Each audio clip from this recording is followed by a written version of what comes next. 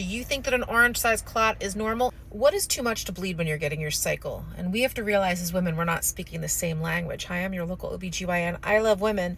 So let's talk about this. I have a patient who, I've seen a bunch of times, and she comes into me. I looked at her one day and I was like, you're kind of pale. And I checked her and she's like a little bit anemic. And by a little bit, I mean like a lot anemic.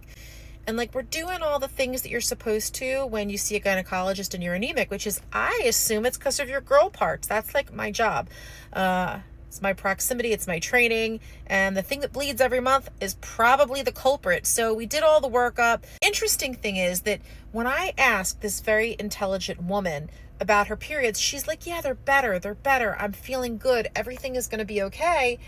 And you got to know what questions to ask. And you got to realize that as women, how many of you are asking your friends what your periods are like or what their periods are like, or actually defining what the differences are? Like, how many pads do you go through? Do you pass clots? How big are your clots? Because I kind of had a feeling that this lovely young woman, her average period is everybody else's hemorrhage and ER visit. With her, I said, so do you pass clots? She's like, oh yeah, every period. Well, most people don't pass clots. Some do, and if they do, they're usually smaller. People with crappy periods will start to pass bigger clots than peanut M&M, let's say. So this young lady, when I said, do you pass clots? She's like, yeah, all the time. And I was like, uh-huh.